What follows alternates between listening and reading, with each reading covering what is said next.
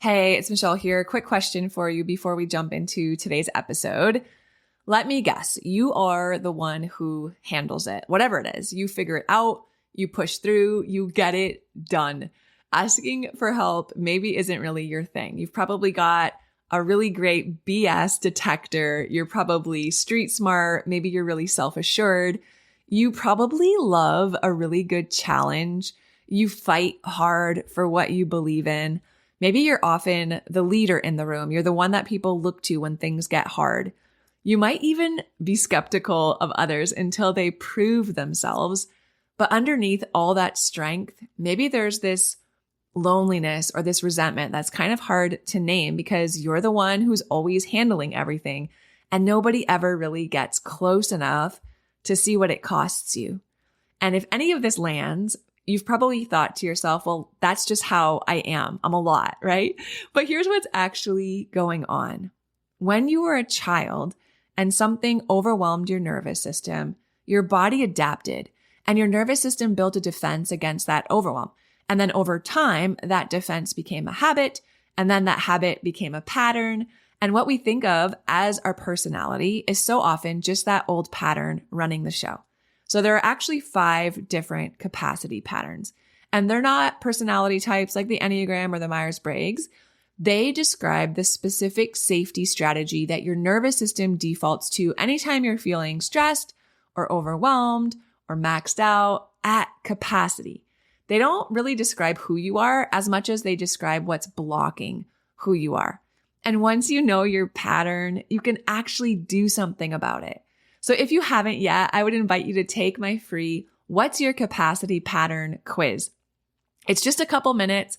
Once you get your quiz results, you'll be invited to listen to a free private podcast all about your capacity pattern. The link is in the show notes, or you can go to michellegrosser.com/quiz.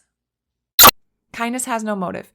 When we are being kind, we are being kind for the sake of being kind. Kindness is authentic. Kindness is true. Kindness holds no expectations. People pleasing, on the other hand, has a motive. And a lot of times it's subconscious. So it makes sense that through childhood, if we were pleasing to our caregivers and that in return got us attention and approval and love, that made our nervous systems feel super safe, super secure. And our brain is like, hey, let's do this again, and let's do this again, and let's do this again, until that pattern runs so stinking deep and we don't even realize what's going on. Welcome to the Calm Mom Podcast, the show for ambitious women ready to get off the hot mess express. I know you've got a lot going on. You work so hard, you're raising an incredible family, and sometimes it can be overwhelming. I'm your host, Michelle Grosser.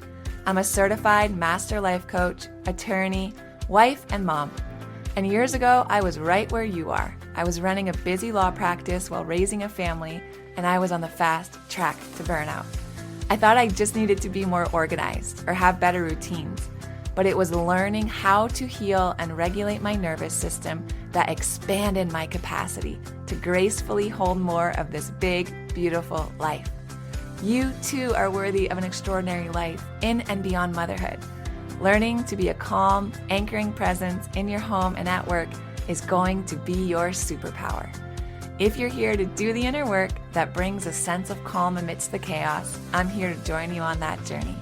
Each time you press play, your growth continues. So let's get at it. What's up, you guys? Michelle here, your master coach. Thank you for joining us on the Calm Mom Podcast today. If you haven't done so already, if you could leave a 5-star rating for the podcast and maybe even a short review, that would mean the world to me. Thank you, thank you, thank you. I love you guys so much. And if you don't subscribe to the show yet, go ahead, hit that subscribe button so you don't miss any new episodes as they're released. All right, well, it's the beginning of June. I'm sending you all the prayers that this summer is more calm than chaos. Holy moly, May was a lot. I don't know about you guys, but man, between the spring programs and shows and dance recitals and travel. My sister got married last weekend in South Carolina, which was amazing. And now June is going to be pretty crazy too. For us personally, we are launching a new church location on this Sunday. And we've been so blessed with this new like state-of-the-art space with amazing sound and all the audio visuals, and it's just beautiful. And then the kids space there is amazing too. So super excited about that, but obviously that entails a ton of work. And then it's the end of the school year. So my kids still have they finish school on Thursday next week. So it's just like end of the year parties and field trips and kindergarten graduation and what else? Award ceremonies. And then the girls have their end of the year dance recital tomorrow. And then we're going to Disney in the middle of the month. And I think I'm going to come back and take like a 2-week nap because my body is telling me to slow down, and gosh darn it, I'm going to listen. And I know a lot of you guys can relate. It's not even what I want to talk about today, but I just know so many of you can relate. So just know I am with you in solidarity this summer, and I'm believing it's going to have a lot of beautiful moments, and we're all not only going to make it through, but we're going to make it through smiling and laughing and on top. Amen. Amen. All right. I wanted to touch on people pleasing today. I've been learning a lot about myself and people pleasing in the last, I don't know, five years since I've really started this journey to this depth. And I've noticed that I've always been kind. I don't know if you can say that without sounding super annoying, but it's always just been important to me. And in adulthood especially, I've noticed that it's really become a part of my identity. Like especially as a trial attorney, like being a litigator in, macho South Florida, I kind of prided myself in being like the nice opposing counsel, right? And as I grew in my personal development, that quote unquote niceness definitely wasn't weakness. But it was kindness and it was gentleness. And whenever we had like difficult clients, my partner would always be like, just work with Michelle. Like, she's so nice. You're going to love her. And I think a lot of you are like that too, right? Like you kind of pride yourself, or it's at least it's important to you. It's a value of yours to be kind. Like we all want to model kindness for our children. Kindness is a fruit of the Spirit. It's this powerful force, and I'm so here for it. But, and where I kind of want to land today is that kindness can get conflated with people pleasing, right? It can feel like this blurry line. And I think so often we think we're being kind and we're unaware that we're actually running a people pleasing pattern. Like, is this actually conscious kindness, or am I stuck in a trauma response that I'm not even aware of, right? And you guys are probably familiar with the 4 main stress responses. So you've all heard of fight or flight. And then the third one is a freeze response. Most of us are familiar with that. But then the final one, the 4th stress response, is the fawn response. We have fight, flight, freeze, or fawn. And the fawn response is what we call people pleasing. So if you're not sure what your go-to stress response is, I heard this a few years ago, and I think it's really helpful. I use it with my clients too. So imagine you're sitting in your house. It could be the middle of the afternoon, or it could be the middle of the night, whatever. I imagine I'm sitting in my office like I am right now. And imagine you hear that someone is breaking into your house. Like you hear someone, I don't know, sticking like something in the door and rattling it or hitting it. And you're like, oh my gosh, someone is breaking into my house. What do you do? What do you do?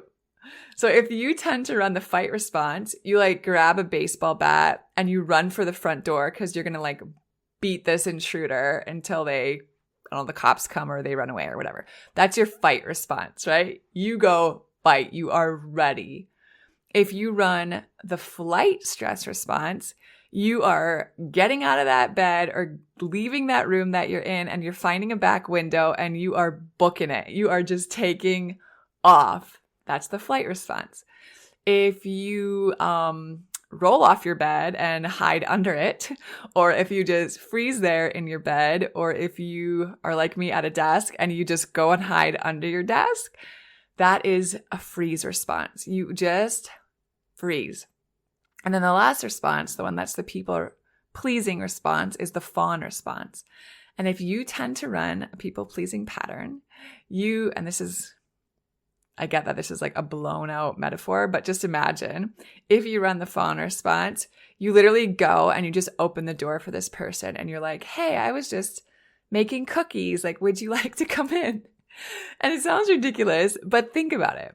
Think how often, if you run this pattern, you go above and beyond to be extra kind, welcoming, accommodating to people, above and beyond what would be a normal, healthy boundary, right? So that's the fawn response. So what I want to do right now is I want to talk about 3 ways that I think you can tell if your kindness is actually kindness or if it's actually people pleasing and you're running this fawn response without being fully aware of it. So the first way you can tell, is it kindness or is it people pleasing, is that people pleasing is self-abandoning. It's self-abandoning. So when you are people pleasing, you're typically going against every fiber of your being. Like you really, really want to say no. Like, I do not want to volunteer for this event, or I do not want to lead this group, or I don't want to do it. I don't want to go there. I don't want to go to dinner with them. I don't want to do it. But that stress response kicks in and we say yes. We say yes because we're people pleasing. Or we really want to give honest feedback, right? Someone asks us how something is and it's not great. Or maybe you've been at a restaurant, right? And the food is like not good. It's cold. There's a hair in it. It's gross, like whatever it is. But instead of returning it, you either eat it or the server comes and you're like, it's fine. And you don't say anything, right? You're unable to give honest feedback. You just say it's great. You just say it's fine. And you roll over, and that's self-abandoning, right? People pleasing isn't in alignment, and it compromises your values. Self-abandonment is exhausting, you guys. It is exhausting for you mentally, emotionally, and physically. It actually causes chronic stress to your system because our bodies are trying to communicate with us, right? We have things that we hold to be true. We know when we're in alignment. We know when we're acting in accordance with our values. We know when we're being truthful. I'm not talking about being rude. I'm talking about being truthful. And when we're not being truthful and when we're not walking in alignment or behaving in alignment with the things that we hold as important, when we're not being authentic and we're hiding parts of ourselves or holding it down or suppressing, it causes chronic stress, and that causes nervous system dysregulation. And then you're starting a whole other loop, right? So that is the self-abandoning part of people pleasing. Kindness, on the other hand, is not self-abandoning. Kindness is authentic, right? Kindness is life-giving. Kindness is in alignment. It doesn't mean that everything that comes through my mind, I just say, without a filter. That's not what it means, right? It means that I can operate and act in kindness, but I'm doing so from a place of alignment, and I'm doing so from a place of truth and authenticity. I'm not lying. I'm not hiding any parts of myself. I'm not, agreeing to things that I know I don't have the bandwidth for or the emotional capacity for. So kindness is life-giving. It's a pleasure, right? It's not a chore. You will never regret kindness, but you will often regret people-pleasing. Oh, so good. I'm going to say that again. You're never going to regret kindness, but you will often regret people-pleasing. And that brings me to point number 2. Point number 2 about is it kindness or is it people-pleasing is that kindness has no motive. Kindness has no motive. When we are being kind, we are being kind for the sake of being kind. It's not to butter someone up. It's not out of fear. It's not to get someone else to do something, right? It's not manipulative. It's I'm going to show up because this is how I am and this is how I operate and this is how I behave. and I'm this way consistently. I am kind because it is a value of mine, and I am kind for the sake of being kind. Kindness is authentic. Kindness is true. Kindness holds no expectations. People pleasing, on the other hand, has a motive. And a lot of times it's subconscious. And this is where the greatest opportunity for awareness arises, you guys. So if you start noticing that you tend to run a people-pleasing pattern, if a lot of this is resonating and landing for you, I want you to pay attention here, because the motive for people-pleasing is often subconscious. And the more we become aware of it, the more we notice it, I always say it, right? Awareness precedes choice. Then we can make a decision. Why am I doing this? Do I want to continue in this behavior? Is this still serving me? Or now that I'm aware of what the motive is for my people-pleasing, the reason for my people-pleasing, I've gotten curious about it, I can decide, hey, is this still serving me? And if it's not, I can choose to release it. I can choose to show up differently. I can choose to act differently, say things differently. And that's where all the power lies, you guys. So people-pleasing, because it is that fawn stress response, it's rooted in fear. It's rooted in fear. And you might have to get curious about what that specific fear is for you, what its origin is, right? Where did that start? Your nervous system learned somewhere along the way, probably early in childhood, that people-pleasing was a really effective, a really efficient way to get you approval, to get you noticed, right? Maybe you were the easy kid growing up. Maybe when you got on the honor roll or the captain of the team or first chair, in the orchestra, like these were things that made your caregivers happy. It pleased them. And because of that, you got their attention and you got their love and you got their approval. And attention, love, and approval from our caregivers leads to a sense of safety and security. And friends, security is our brain's number one goal always, right? It's always going to prioritize keeping us alive and keeping us safe. So it makes sense that through childhood, if we were pleasing to our caregivers, and that in return got us attention and approval and love, that made our nervous systems feel super safe, super secure, and our brain is like, hey, let's do this again, and let's do this again, and let's do this again, until that pattern runs so stinking deep and we don't even realize what's going on, right? We think that's just how we are. So that's number 2. Kindness has no motive. People-pleasing does. It's often rooted in a fear. Fear that people are going to disapprove, they're going to be disappointed, and ultimately reject us, which will lead to a lack of security. Have you ever caught yourself wondering why you do the things you do? Like, why do you get so angry and yell at your kids when they're moving at a snail's pace in the morning? Or why is it so hard to relax when the house is a mess? If so, you've got to take my personality patterns quiz. Because here's what's going on. When you were a child, whenever an experience overwhelmed your nervous system, you subconsciously built a defense against that overwhelm. And over time, those defenses became a habit, and then they became a pattern. And now as an adult, what we think of as our personality is really actually often this defense pattern running the show. It's so interesting, right?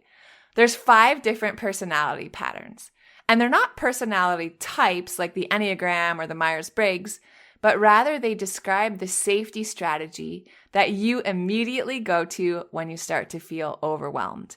They don't describe who you are, but rather what's actually blocking who you are. And the good news is that once you take the quiz and you learn about your pattern, you can learn skills to break out of that pattern and then live and parent as your true and authentic self. So click on the quiz link in the show notes or go to michellegrosser.com/quiz now to take my 2-minute personality patterns quiz. Number 3 is that people-pleasing is rooted in fear. It's rooted in fear. It's a stress response. It's a trauma response. It's a coping mechanism. It's rooted in fear. Kindness, on the other hand, is not rooted in fear. Kindness is rooted in love, right? So when we're people-pleasing, we have all of these fears. We fear we're going to let someone down. We fear we're going to disappoint people. We really feel terrible when we say no. We feel awful when we set boundaries, right? Because we're so concerned and consumed and have this sense of responsibility for how other people react, how other people respond, how other people are feeling, right? We take all of that on our own because we are so terrified. We're in this fear that because they're disappointed or because they're unhappy or because, whatever it is, we've let them down, that we're no longer going to have the love and the acceptance and the approval from them, right? And that freaks our nervous system out. Even though we know now as adults, like, hey, my mom can be disappointed in me and I'm 37 years old and I'm going to be okay, right? I'm still going to be able to provide a sense of safety for my physical body and my mental and emotional body. I'm still going to be able to feed myself. I'm still going to be able to put a roof over my head, even though my mom's disappointed in me. But that part of us, that people-pleasing part of us, doesn't really understand that, right? It thinks that I'm still, 6-year-old Michelle, and I still have to run these patterns in order to be safe and protected by the people who are important to me and my caregivers. Kindness is rooted in love, and it feels expansive. It feels expansive, right? When we are kind with no motive, when we are kind because it's important to us for the sake of being kind, that feels so expansive. It feels opening, right? It's life-giving. It feels big. On the other hand, when we're acting in people-pleasing, that feels so constricting. And I don't need to tell you guys, like the minute you do it, the minute you say yes to something you want to say no to, immediately you're like, ugh, right? And your body just like your shoulders hunch over and your chest kind of sinks in and you're just like, oh, good Lord, why did I agree to that? I know I'm going to regret it, right? It just feels tight and tense and small, and it's not a good feeling. So that's a good measure. If you're like trying to get better at catching yourself, like, hey, is this actually kindness or am I people pleasing right now? It's like, well, how does it feel? If I say yes to this, or if I say no to this, right? If I say yes, does that feel really open and expansive? Or does it immediately make my shoulders want to hunch over and make me like have a pit in the bottom of my stomach, right? What's going on in my body when I make this decision? That will be a good indication on whether it's actually kindness rooted in love or whether it's people-pleasing rooted in fear. Okay, so the three, let's go over them again really quick. People-pleasing is self-abandoning. People-pleasing is self-abandoning, but kindness is authentic. People-pleasing has a motive, right? It's rooted in fear. It's to keep you safe. Kindness has no motive. You're being kind for the sake of being kind. There's no manipulation there. There's nothing expected in return. And then people-pleasing it's rooted in fear. It's a fear of disappointing or letting someone down. Kindness, on the other hand, is rooted in love.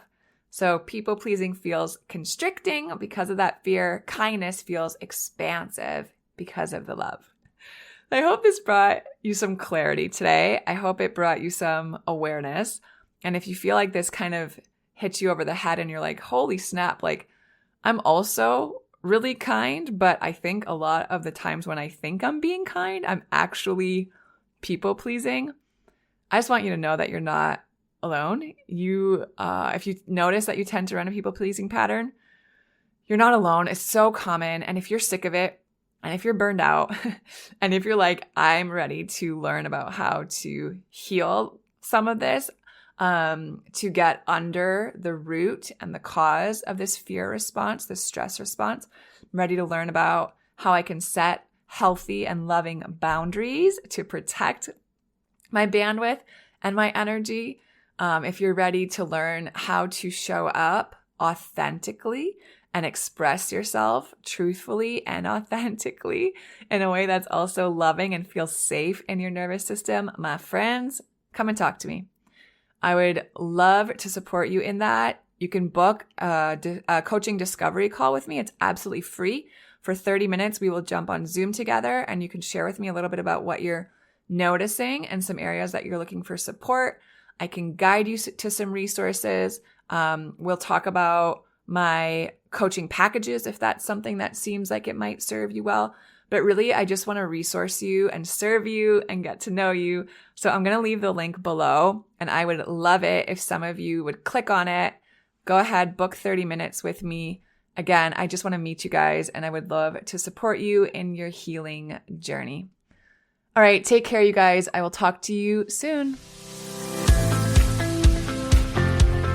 If you love Mommy's Polygraphs, leave a review. If you enjoyed this episode, it would be so awesome if you could take a moment to subscribe and rate the podcast. And if you have just a few more seconds to leave a quick review, they really help to get this podcast out to other moms like you. I read every last review, and trust me, when it's late at night or early in the morning before my kids get up and I'm working on bringing you all of this content, your reviews are what keep me going. Leaving a review is truly the best way you can thank me. And of course, DM me on Instagram. I love to hear from you. Thanks for listening to another episode. Head over to the show notes for this episode and all past episodes at michellegrosser.com, where you'll find free resources and more ways to connect with me. If you love the show, share it with a friend. Thanks again for tuning in. We'll see you next time.